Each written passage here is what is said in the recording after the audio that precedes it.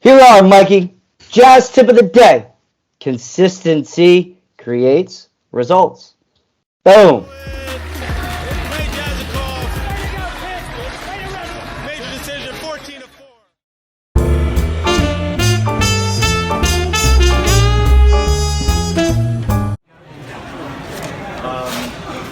You talked about the honor of being named the most valuable wrestler. I mean, it's a great honor, just going out there, wrestling, the achievements take care of itself. First time I got, most valuable wrestler, it's pretty cool feeling. So when I do the wrestler, you don't really think about those things, but it's a great achievement.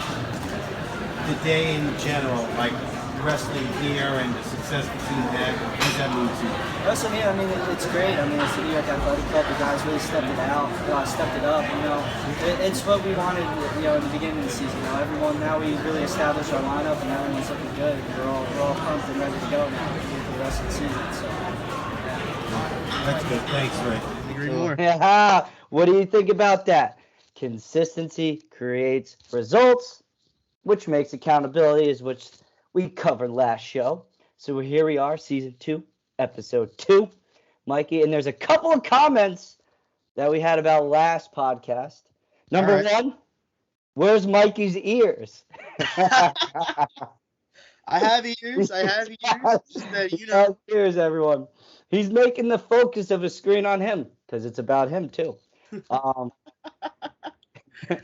Complaint number 2. Why do I stroke my beard too much? I mean, I get it. It's something new. I got it cleaned up today. What do you think? Nice little I think it's what, you know what it is? When you stroke the beard, it's because you're really focusing your brain cells, So he's really trying to focus and think, guys, all right? I'm pondering. It makes He's pondering. It's a new habit I developed, and that's something with consistency is creating habits. And whether that's a good one or a bad one, we'll figure it out this episode, right? So what's going on with you, Mikey? Nothing. You know what? No, a lot's going on. I mean, I'm a Giants fan, Ray. I don't know if you saw what happened this past weekend, dude, but, it's just, I don't know. I don't know what to say. It was a good game, man. It was a good game. I was watching it. It was a competitive game. You can say that. I wouldn't call it a good game. I mean, dude, negative 6 passing yards on the game? Wait, I was watching it. I fell asleep. I woke up. It was like, all right, the Giants are winning. All right, wake up. Oh, the Jets are winning. Oh, wait, the Jets just made it in the red zone, and there's like 10 seconds left. It was a crazy game. So I'm gonna see the Jets versus the Raiders in Vegas next week. Very excited. Are you excited? That just sounds like another trash game. Trust me, I'm not there for the game. Okay, let's put it like that. There for the experience, brother. I'll say this: the most positive thing from this past weekend with the Giants is that now we're losing, so now we get a top 5 pick. So that's a positive. But now we're in our 3rd string quarterback. I call him Danny DeVito because again, negative passing yards. The regular, that's crazy, bro. I don't even know what to say. I'm gonna be a Raiders fan next week. So you'll be a Raiders fan. Raiders, baby. I might have a Raiders hat somewhere. Are you? Yeah, I saw you had a Penguins hat too. Disgusting, bro. Bro, I got a Raiders hat. Let me grab it. Hold on.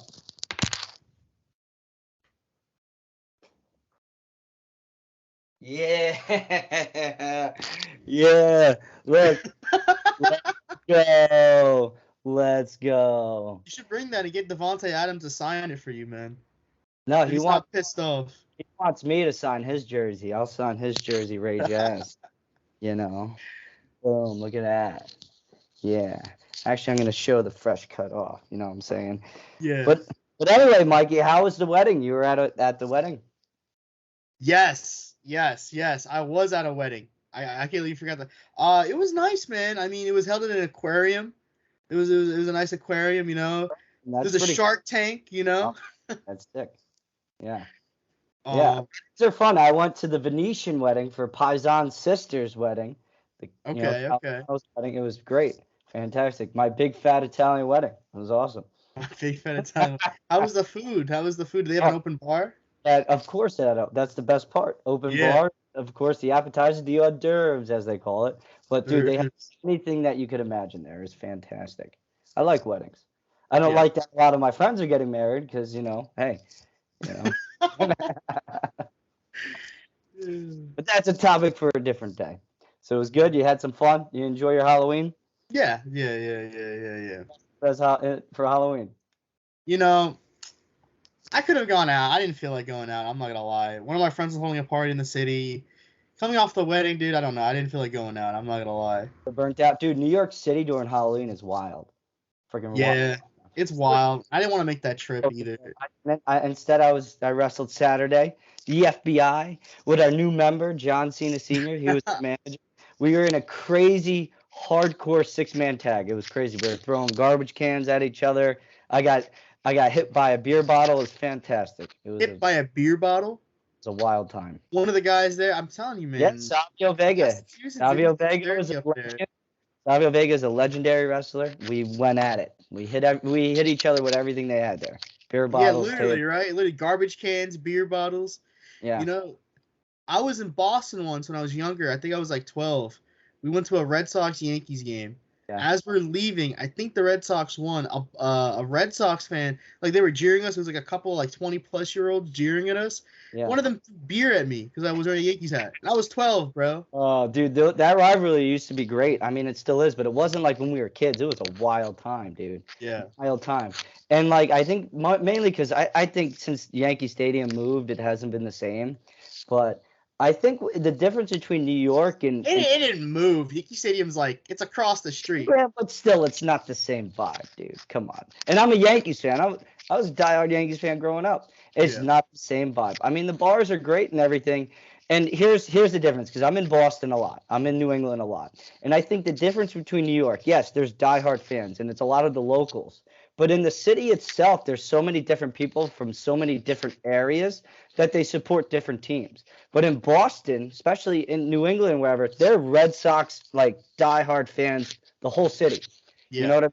You won't catch, like, in Boston, oh, this is the Angels bar, this is the Dodgers bar, or this is the Bills bar, in Boston. Yeah, not really transplants. Yeah, it's either the Red Sox or Pats. In New York City, you got everything, and that's as much as the Jersey, New York don't get along with the New Englanders, right? I got to give them credit like that. They're very loyal, and that's what I think. Like that's not the difference of the fan base, just the difference of the areas. Because New York is so complex. And I give them credit. There's a lot of diehards, even though the Yankees are obviously better. But yeah, I remember that when I was a kid. Right, 27, man. What more you gotta say? 27. Yeah, I know. And when Pedro Martinez threw Don Zimmer on the floor, it was great. But I went to the last game at the old Yankee Stadium. I went with my dad. I remember that. That was great. Yeah. A lot of memories. I remember the last game I went in that stadium. We had my dad got seats. He's a doctor. He got seats from his one of his drug reps, where we were like 2 or 3 rows right behind the visitors' dughouse. Right. This was when when Hamilton and Ian Kinsler were still playing for the Rangers. Yeah. And after the game ended, they won by I think 2 runs, 3 runs. They started handing out the bats, their gloves. I think Ian Kinsler tried to. I don't know if it was Hamilton or Kinsler that tried to give me their gloves, and one tried to give me their bat. And this old ass dude, 30-something, 35-year-old, just came in front of me and grabbed it. And I just and my mom keeps something I wish I just jumped in there and grabbed it for you. I wanted you to grab it, but that adult really it made me regret doing that. I really wish I stepped in and grabbed it. Hey, it's a dog-eat-dog world, man. Dog-eat-dog world, indeed. Yeah, but it was crazy. So when me and my dad went at the last game at the old Yankee Stadium, someone sold him fake tickets. So we tried to get in and it didn't work. So we thought all hope was lost. There was no more tickets left. And then we went to Stan's Sports Bar just to watch the game. At least it'll be across the street, right? And then someone actually knew someone at the ticket booth and they gave us tickets. It was, dude, craziest story ever. Oh, because your dad told him oh yeah, we got fake tickets. Yeah, because he was a sociable person, and yeah, they're getting married. These two, they're oh, it's our wedding tomorrow, and we want to do a good deed and whatever. So they got us tickets. It was actually pretty wild. That's pretty sick, dude. That's pretty sick. It's a fun little story. Yeah. And then they disappeared. My dad got their number, and then like we were supposed to go to a wedding, and they like disappeared. I don't know if they ghosted us. I don't even know if they were real, because it's the story of the ghosts at the old Yankee Stadium. You know, those things are real. Yeah. I just watched that Yogi Berra documentary though on Netflix. It was pretty good. Oh, is it good? Okay, okay. I didn't even know there was a Yogi Berra documentary. I didn't know. I played a lot of baseball when I was younger. I was played up until my freshman year. I was varsity and stuff, and then wrestling took over my life. But we played baseball at the Yogi Berra Stadium in Montclair. It was actually That's pretty cool. sick. Yeah, Okay, He's okay. a Jersey legend in Montclair, man. He's a good dude. I met him a couple times. Nice Italian man. He changed his name to Berra when he was younger because having an Italian last name was frowned upon back then, so he changed it. Oh yeah, because like the mafia and all that. I don't know if The it's this or stigma? not. But, no, it's funny. Yeah, a lot of comparisons between me and Yogi, but yeah, man. And then now it's funny. I don't know, like I don't me, know, I'm not gonna let that slip. You said there were a lot of comparisons between you lot and of Yogi when you were growing up as a baseball player. no, now, because he, I has a weird say, like it ain't over until it's over. Like Yeah. Okay. Ray Jaz tips, kind of similar, different, But it's weird when I lived in New York, right? For when I went to NYU, it was different going to the games than living in Jersey. Jersey, you got to sit in the traffic and everything. New York, we just took the train right up, Yeah. I think from Union Square, and it was great. And Yep. go to stands. This time as a nice adult. And in college, we went to stands and partied and then went over. Yeah. And there's still a great legendary bar. A lot of people go to Billy's now, which is a little bit different, but stands, that's where the heart is. Stands. Yeah. But yeah, now with that, right, the difference between college and being an adult now, and even in high school, and right, and it's the topic today, is being consistent, right? Consistency, not in your training and your habits, maybe in your study habits, work habits, right? In life habits. Right? And that was big for me in college. More so high school was a little bit different, right? High school, you go in at 7 o'clock. You get done at school around 2 or 3, and then you go to wrestling practice. So sometimes you were there from 7 a.m. to 8. We were there 9 p.m. sometimes. We didn't see the light of day. Did you ever come in early to get the early weigh-in before the matches? No, we had I would in high school I checked my weight every hour. It was ridiculous. It was a sick. Well, I was cutting a lot of weight in high school too. Yeah. Like absurd amount of weight. How much were you cutting in high school? Because I felt like you cut a lot of fucking weight in college too, bro. It was a cakewalk compared to high school with cutting weight. It still sucked, but I was an adult. And with college weigh-ins, we weighed in once or twice a week. It was on the weekends, right? Yeah. High school, you had those random times where it's like you make weight a Tuesday and then a Thursday, then maybe a Friday or even a Saturday too. So yeah, high school, different matches, yeah. high school, believe it or not, I went 103, 113, 120, and then finally 145. And I was on a great team. We were the number one team in the state, probably the best team in New Jersey ever from a public school. We beat Bergen Catholic, Del Barton, all of them. And I don't think there'll ever Murderers be a Row, right? Row, baby. Yeah, Yeah. I let it off. I was light. Well, I had to be lighter than everyone. Now I'm bigger than everyone. But I had to. If I went up a weight, I had to wrestle off national, undefeated, 4-time state champ. If I had to go up another weight class, I had to wrestle off Scott DeVecchio, 2-time state champ. If I went up, Corey Sisenko, state finalist. If I went up, Troy Heilman, right, 3-time placer. If I went up, Tyler Hunt. If I went up, Dylan Payton. So that was my spot. And it's funny, Coach McCann coached me back then, and he's coaching now with me at Bridgewater. It's funny how it goes full circle. His son's going to be a freshman. But, yeah, my freshman year I went 103, and the year after they moved it to 106, but 103, and I was cutting from probably 115, so it wasn't too bad. But I didn't know how to cut weight back then. It was in my sophomore year, I was 135, I cut down to 13. And then my junior year, I was 145, cut down to 120.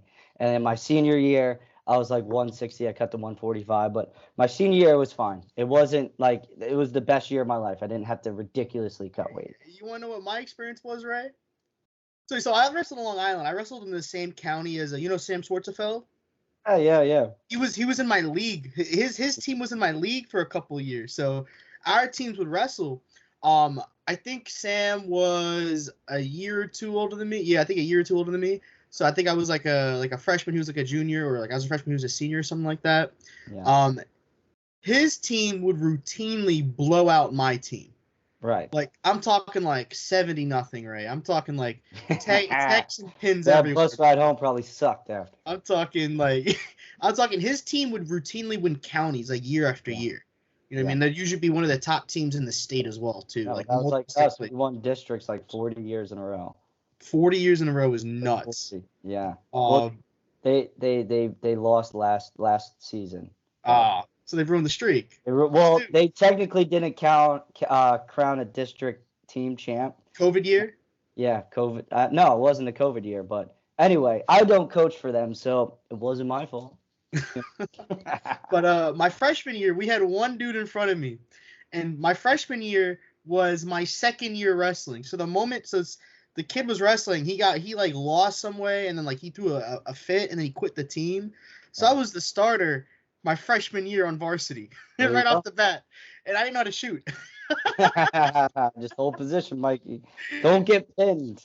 my friends would say I wrestled like I was a sumo wrestler, bro.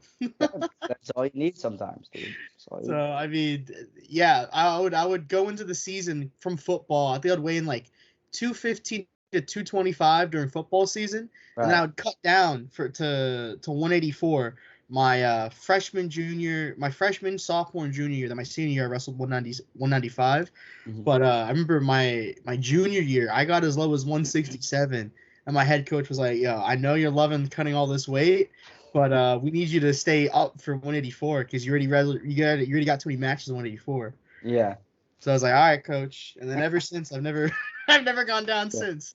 Yeah, I'm sure we'll talk about our high school wrestling days, but I remember the hardest cutting weight. I think I cut 16 pounds in one day. That sucked. And my birthday's on Christmas, or Christmas 16? Eve. Yeah, my birthday's on Christmas Eve, so it was one of those. It was Christmas Eve, and I had to pick whether to eat on my birthday or Christmas. So I picked my birthday, and then I ate a little bit on Christmas. But then we went to the PAL, which is like legendary in South Plainfield. My dad was a cop, so he had the keys to the PAL, and I was spent that whole night cutting weight, like plastics, everything. They had this epoxy chamber. You know what that is? Epoxy? No. It's a treadmill inside this glass thing that sucks all the air out, right? So I had this thing called Abilene, and I used it a little bit in college. It's a makeup remover that opens up your pores, so it makes you sweat. So I had that, the old sauna suit, and the hypoxy chamber. You mean you didn't use that in college? You mean? You didn't use it in college. Whatever. It don't matter. It don't matter now. They should pay me now because these athletes get paid. But anyway, no, if you do it out of school grounds, you're fine. But anyway, that was a big one, and I lost about 10, 11 pounds, and then I went, my buddy, actually Scott Dell, had a sauna at his house, so I'd chill in the sauna. And Scotty would be there. He wasn't cutting anyway. He'd be eating snow cones, drinking friggin' Dr. Pepper, and I'm there sitting all miserable in the sauna. But I always made weight. I never missed weight ever. That one sucked. Another one was in college was a bad one too, because we had Thanksgiving, right? And then we had grapple at the Garden that Saturday. So we would go from Thanksgiving, do that crappy commute Friday. Dude, the worst travel days. The day before Thanksgiving and the day after. So that sucked getting back into the city. And I think I was 12 over, right? So I made it, right? I had to do a lot of running the morning of to the Garden, but we got it done. Got the tech, baby, and then I got to enjoy some time with my family because they all went. It was at the Garden, so everyone was home, so it was cool. Yeah. Which year was that? Was that your junior year or? I think junior year. Yeah. Okay. Could have been both years because it sucked like doing that. Like it was cool to wrestle at the Garden. Like I'm undefeated at Madison Square Garden. Yeah, that's sick, right? Isn't that sick? Cool. Like, yeah, I'm undefeated. Yeah. The grapple at the Garden is one of my favorite events just because like wrestling at MSG, dude, like in that arena is just sick. It's just awesome. Yeah. Whether it's in that main arena where the Knicks play or in that theater, either or is just like. I'm a legendary, yeah, and I'm undefeated at both. You're undefeated. At both. And now I think they do it at the Prudential Center. I forgot his name. There's two guys. One that still works there, and the other guy actually works for MLW. His name is Mike. I see him a lot too. He used to help out with that. He remembered me from the grapple at the Garden. So shout out my boy Mikey. Mike, MLW, he's the man. He's awesome. I gotta give him a shout out. Yeah, I miss him. I haven't seen him in a while. Hope he's doing well. He lives in New York now too. Okay. But yeah, dude, that was just and that's the benefit of wrestling like NYU. Like we wrestle at the Garden every year. That was sick. Yeah. You know? Yeah. Had some great matches. Yeah, I remember the one where we beat Stevens, and one of my assistant coaches in high school ref that match. It was awesome. Sal. Okay. Yeah. Okay. Yeah. Little collusion, huh? No, he's cool. He's the man. Sal got me really good in high school and middle school. Like he was the ace of that Sal Plainfield program. He would roll with us every day. You know, he was that coach that was always reliable and stay consistent with us. He was the type of coach to know everything. Like if he rolled with you, he would know what to fix with you. He would figure out, all right, leg defense or single leg defense or different counters. He was really good, Coach Sal. I hope I could get him on. You know. Yeah. No, yeah, and I feel bad because when I coached the middle school at Berkeley Heights, Columbia Middle School, we beat him. We beat his middle school team. So. But they deserve it because the first year I ran that program, we wrestled South Plainfield and they beat us. And then the next year we crushed them. That's because these boys, they wanted improvement. That's improvement. Your boys had the dog in them. Yeah, and dude, now these kids are junior seniors in high school. They're state qualifiers. They're great. A lot of them started when their first day of practice was with me in that middle school program. So to see them go from 7th grade and then to be state qualifiers their sophomore, junior years, like, dude, it was amazing to see. You know, I don't coach them anymore because I'm at Bridgewater, but they're doing great things. Proud of them if they're listening. Proud of you. Keep it up, though. Yeah. But Bridgewater, we're on the rise, baby. These kids are hungry. And that's what I always tell people. Bridgewater Raritan? Bridgewater Raritan Regional. Yeah, it's a great public school. I mean, South Plainfield, we weren't known for our schooling. We were known for our wrestling. But Bridgewater's a really good public school. Yeah. I would like Group 5. They have some stuff there I wish I wouldn't even think of at South Plainfield. Dude, we didn't even have a computer room in South Plainfield, bro. We were blue collar. Crazy. But I tell these kids from Bridgewater, some of the seniors get out at 10 o'clock at Bridgewater. I'm going, you better freaking make use of that time. And they do. I see them at the gym and stuff. I was like, dude, that was unthinkable. My senior year, we had to stay the whole day. Dude, crazy. Getting out at 10 o'clock is wild. Like, are they like seniors? Is that who's getting out earlier? Okay. Yeah, I'd rather get out early than come in late. You know, some of them have the option to come in late. I'm like, screw that. I'd rather get it over with. You know. You probably like to sleep in. No, I think I agree with you. I don't know because like I like to sleep in. I like to sleep in. Hey, it's scientifically proven now. The studies have shown that kids in high school should be coming in later. They get up too early. It's not good for them. They need 8 hours. What is it? 8 to 10 hours. It helps you grow. And that's like when I mindset coach all these younger kids now, middle school and even early high school. I said, get your sleep. The more you sleep, the more you'll grow. I was like, you won't stunt your growth like I did by cutting weight and getting 3 hours of sleep. Like, put that phone away. Put that phone on do not disturb. Yeah, and that goes with consistency. Like high school, it's hard for me to remember my routine in high school because it was different and I was learning. But in college, my senior year in college, I got it down to a T from my diet to my training, and then it was all over. Yeah. Hey, man, and if you want to talk about the results of that, I mean, you were real good your junior year, but your senior year, dude, if they gave you a point for every minute of riding time you had, bro, you'd be teching kids in the second period. I know. I wonder. I think I had the record for most riding time in every division, honestly. Dude, the amount of riding time. No one got out on bottom. No one did. Dude, like for all you viewers out there, if you are a wrestler and you want to learn how do I ride someone, like what's the mentality? Talk to Ray Jaz. Yeah. Ray Jaz, literally, I've seen matches where he had riding time to like 5-6 minutes, and I'm just like, dude, how did that happen? Against this guy. I knew if the first period either I got a takedown or if it was 0-0, I was like, I'm winning this match. Yeah, if it was like the guy don't have any offense, it's GG's. It's over. It's over. I was like, some matches I won on riding time alone. It was crazy. It was nuts. But like being on top, like wrestling on top, it's funny. A lot of my friends now, like, you know, that I wrestled with, they're like, dude, you're strong as shit for no reason as a wrestler. I go, top is a reason why you're strong. It's like sometimes when you're on top, you got to throw the technique out and just be tough and strong in different positions, you know? Yeah. I would actually argue that top is is more it's more like compared to bottom at least. Bottom is like you gotta Yeah. Well, bottom mentality. Yeah. And I was good on bottom bottom too. ball mentality. Well, what I tell people, it's like when you're on bottom, think about the quickest way to get to your stance. What is the quickest way I could get to my stance? Right? Because sometimes they focus too much. It's like, no, you need your pressure back and you need to get to your stance. Sometimes they overcomplicate it. Oh, like stop his first move, get to your stance. And you got to simplify things. Wrestling is so simple, we complicate it, right? How do you get a takedown? Well, you get after his legs and take him down. 2 points. Well, now in college it's 3. But we complicate it. Sometimes when you're thinking too much, right, you don't do anything. And if you're not thinking anything at all, you're just going to do random stuff. So what I tell guys to do is think about your number 1, number 2, and number 3 takedown. Get out.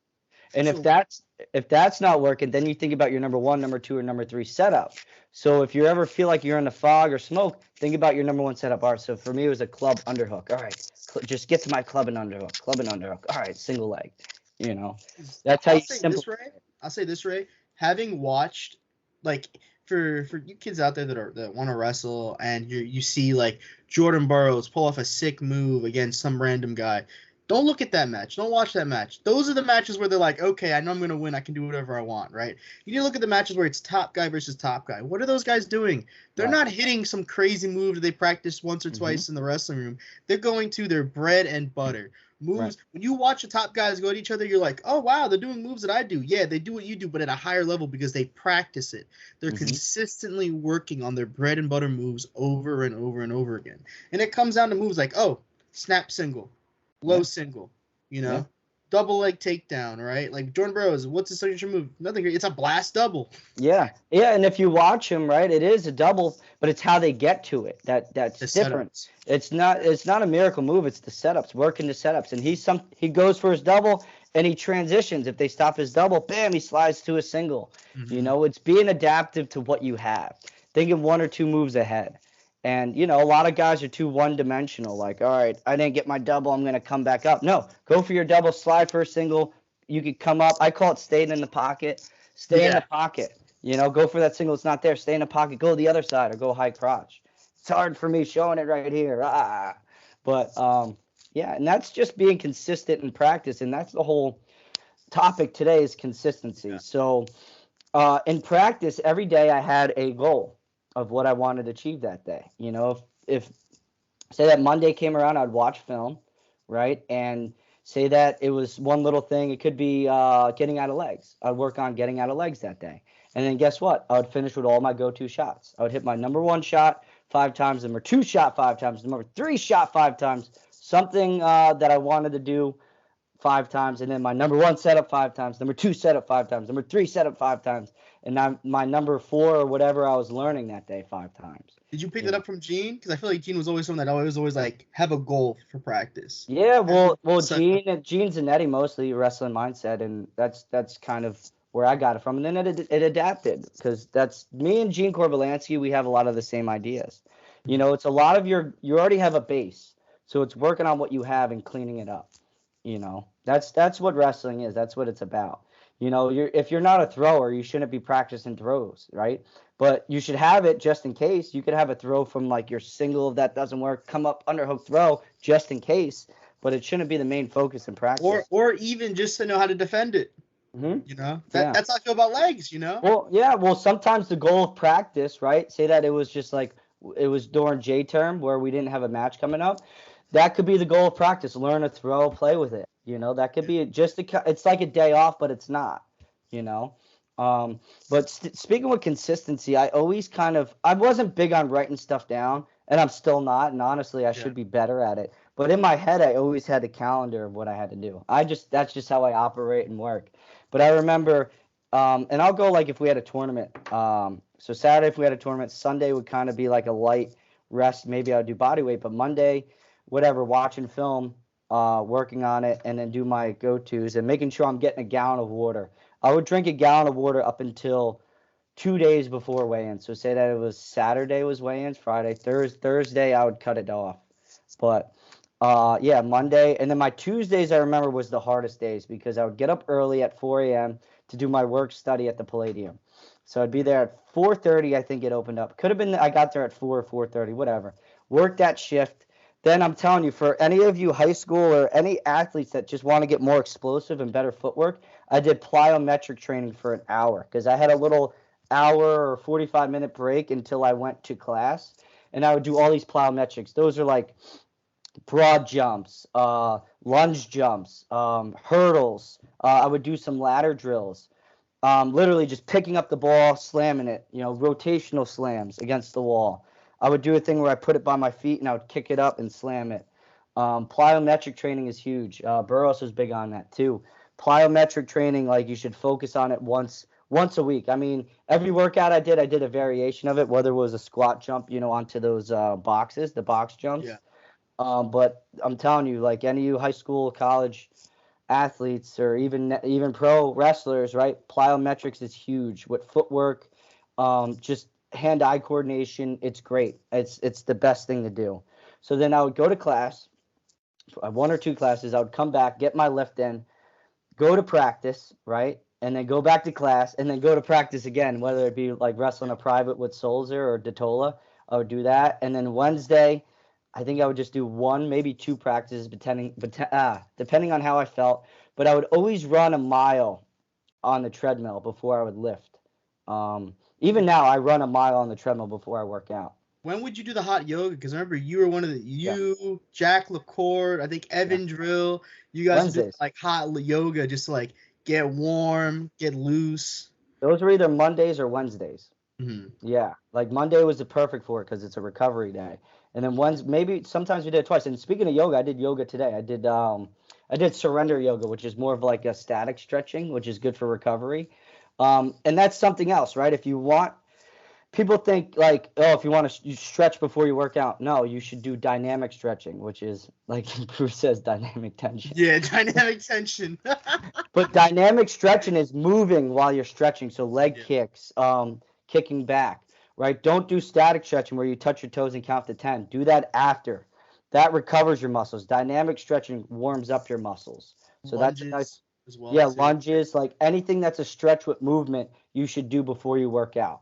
It warms your muscles up. And then when you're done, do the static stretching. I just want to speak real quick too on so Ray is someone who I had this conversation with Bruce before about you, Ray. How like you're not one of those guys that's just like naturally like athletic, right? Like you're not someone that could just not work out and you're still like could do black flips and all that. Yeah. You're the type of dude that like you built your own athleticism by consistently working out, going to the gym, staying on top of everything. Like for example, your plyometrics, because you used to be stiff. Remember I was talking to Bruce, you used to be one of those like stiff wrestlers, like but then you worked on that. You saw the weakness and you consistently did the plyometrics, the yoga, and all that to address that weakness. Yeah. I studied, I looked into it. What's the way to fix it? And that's what it is. And sometimes I feel stiff now, and it's not because of whatever. It's because I'm wrestling in a ring. I'm taking bumps. It's a toll on my body. That's why I still keep it up, plyometrics and yoga. Sometimes I am a little bit like, I don't like to call it stiff, but like not robotic, but I need to warm up now. You know what I mean? And that's what it is. Stiff, it sucks, but it's your body being sore. But that's why I stay in the same routine. You got to remember those things because habits happen. So yeah, you're right. Yeah, I was stiff my freshman, sophomore year.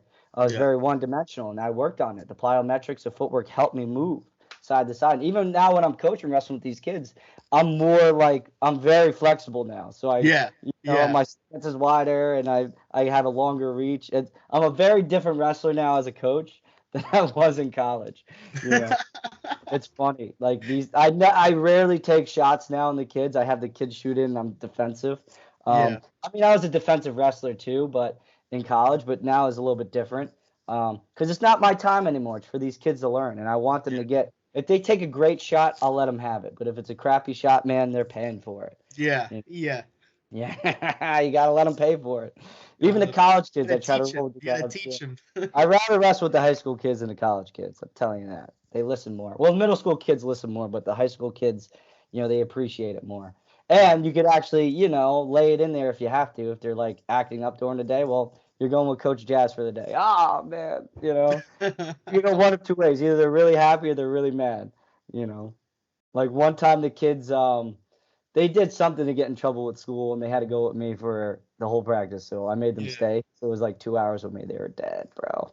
They Dude, were I dead. remember my math teacher was also my assistant coach in wrestling, right? Mhm. So I remember like the whole class didn't do like it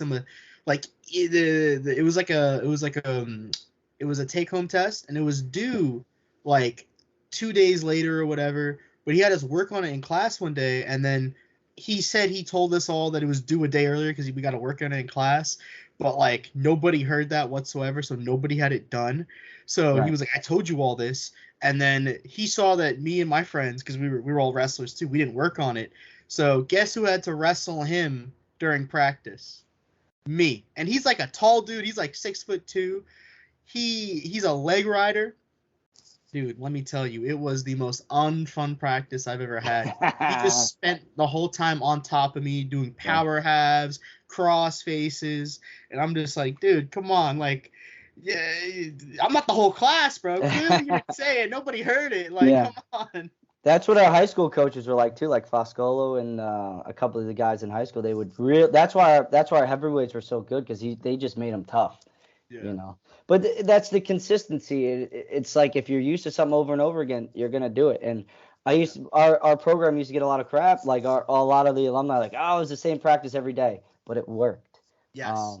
And that's why I emphasize a lot with these kids. My warm up, it's the same warm up with them every day, every single day. And I go, don't take this for granted, because I do a lot of plyometrics in their warm up, dynamic stretching, and basic pressure drills like shots, like single leg, where your head should be, different positioning drills. So it's like anyone could do it. Doesn't matter your skill level, but you need to do it, because plyometrics, anyone could do it. It's just you're going to get better over time. And it's like 40 minutes to warm up. And I was like, it's obviously longer in the beginning of the season because people aren't used to it, but once they get it, they get it. But I say, don't blast through it. Like, there's a purpose on why we do this. And I do it every day. It depends on the day. If it's like a roll around, we'll go easy with it. But that's how I was in college. So, I mean, I'm not going to go through my whole routine. But just for people that want to just take notes, it's like, find something that works for you, right? If you want to write it down, you can write it down. You can just have a thing in your head. And I know with every season, it changes. Your schedule always changes. So I go to the gym every day, right? People think, oh, you're crazy, you need a rest day. No, you could have active rest days, all right?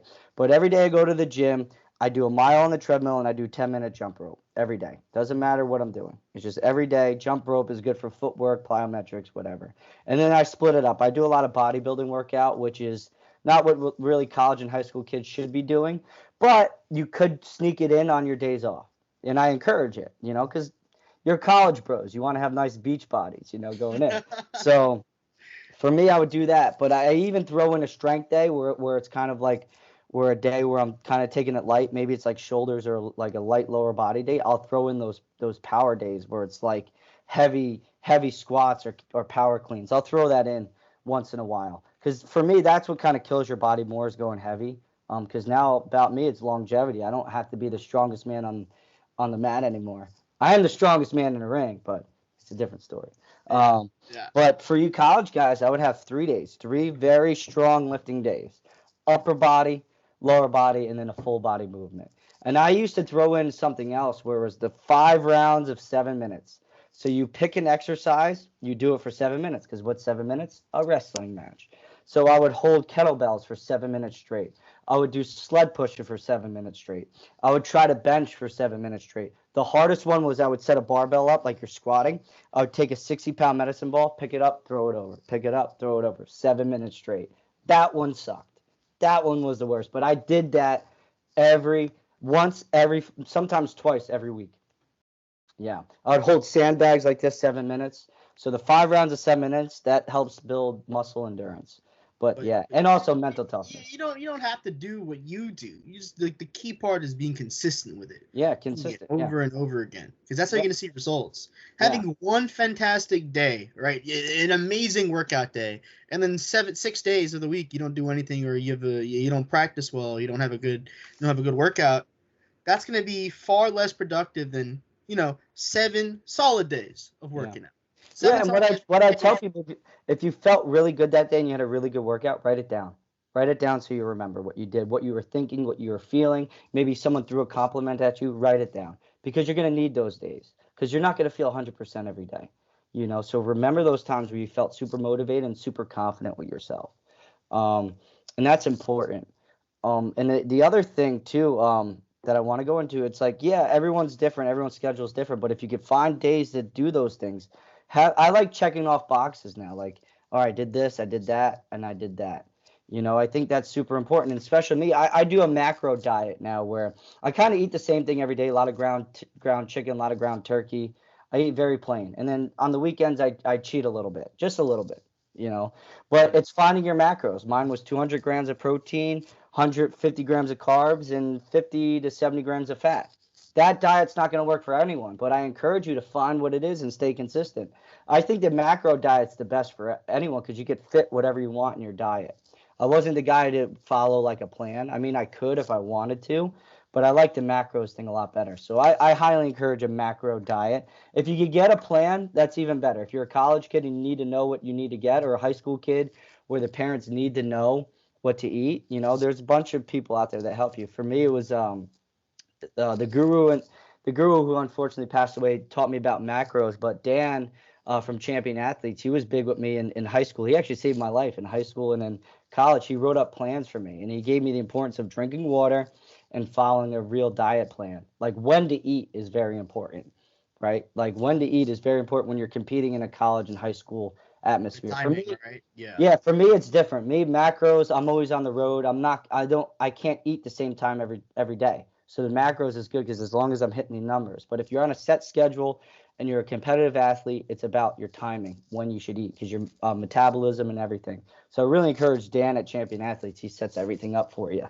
But that's what it is. Explain to our viewers what a macro diet is. Macro diet is, and I don't know the science from it, but it's basically knowing your body comp, right? Knowing your body fat and what it is and figuring out, right, how many carbs. I only do the carbs, the protein, and the fats. I don't really do anything else. Yeah. But it's literally looking at the label on the back of your whatever you're eating or looking up what it is. And I use MyFitnessPal, and you just dial it in. But I know by now I don't need it because a whole package of ground chicken or turkey is 100 grams of protein. So I know that I'm hitting my 100. So I might have 2 of those, and I get 200 grams. And then I'll have rice, and I have like a carb shake, which is about 50 grams of carbs. But yeah, the hardest is like you no seasoning or no sauce. I don't do that. No seasoning, no sauce. I'm not even pepper, no salt. Nope. And I eliminated dairy from my diet. I don't have any dairy. Why don't you have dairy in your diet anymore? Dairy's bad for you. Fats or... It's the fats, and it's not good for you. Like I always wondered why. Like I might be lactose intolerant. I don't know, but I talked to the guru, and I was always like, yeah, man, I feel very bloated before I go out and wrestle. He goes, well, you might be lactose intolerant. Lactose intolerant doesn't mean you're going to the bathroom. It's just your body's reaction. He goes, you probably get random pimples. I go, yeah, you're right. He goes, switch to no dairy, plant protein, because even whey has some dairy in it. And it worked. I would stop having random breakouts. My stomach was flatter. I was like, dude, and I wasn't drowsy. Because sometimes when you have a food allergy, you don't feel it right away. You feel it a couple days later. So that's very important. Know what your food allergies are. And dairy's a big one because dairy's not natural for you. Dairy. Some people, like a lot of people react differently, but there's a reason why, like, for example, when some Asians, like my mom, for example, when she drinks alcohol, she gets red because she's allergic to alcohol, right? Mm-hmm. A lot of people, they have an intolerance to dairy that shows up in a lot of different ways. Like you said, like for example, yourself, pimples, you get bloated. So other people, they go to the bathroom a lot. Some people, they can't go to the bathroom. But no, that's super important. And that's living a clean life. And now I don't even think about it.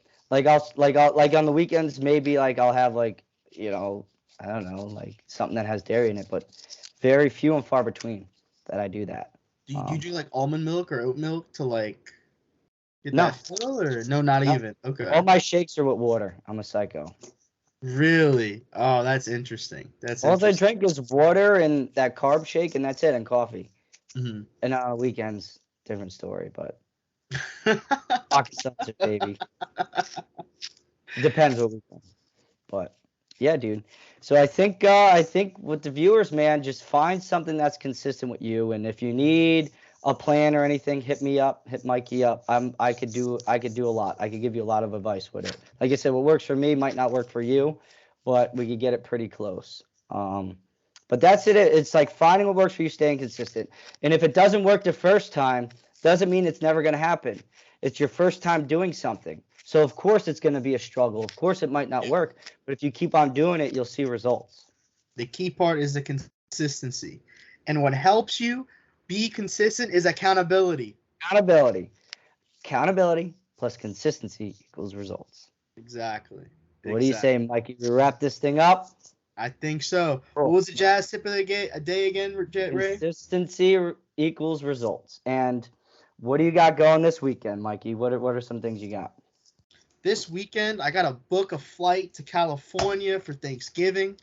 Okay. That's got to be done. And then, maybe you want to tell our viewers about some of the upcoming plans we got. We can't reveal the secrets until I put it on social media. But where in California are you going? Sacramento. Okay, I've been to LA and I love Orange County. Laguna Beach is my spot. Love it. My uncle, he used to live in the Bay Area, but he recently moved out to Sacramento just because, the neighborhood isn't as great in San Francisco anymore. It's not as great to raise kids just because there's just a lot of issues going on there, right? Like how many places have declared a human feces emergency? Yeah. You know what I mean? Like there's a human feces epidemic. They have apps for that where they clean it up, so people are making money off of it. So.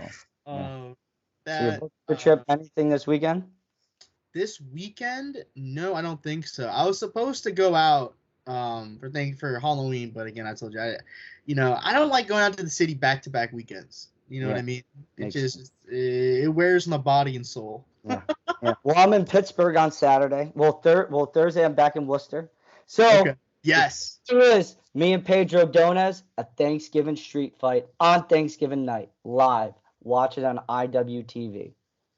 Is it winner gets custody of the kids? What's the? Well, if I beat Pedro, he retires from wrestling. Oh, that's the only way I would wrestle him. There had to be a reason why. He goes, I'll retire from wrestling. I said, good, because when I retire, you could spend more time with your kids, so I don't have to. So I'm saying, after you're done eating dinner with your family, tune in to IWTV and watch me fight Pedro in a street fight. And then on around 9 p.m. Eastern time. And what'd you say about Saturday? I'll give you. Go watch it. You go to Pittsburgh? Saturday I'm wrestling in Pittsburgh. I got a pretty. I think it's a triple threat match. I don't know with who, but I think it's going to be a pretty cool match. I don't know if I can release the information, brother, but It's going to be a good match. I'll talk about it next week. And then we got some exciting guests for you guys coming up. So I'm excited about it. So, all right, Mikey, holding you accountable like always. Take care, everyone. I hope you guys enjoy.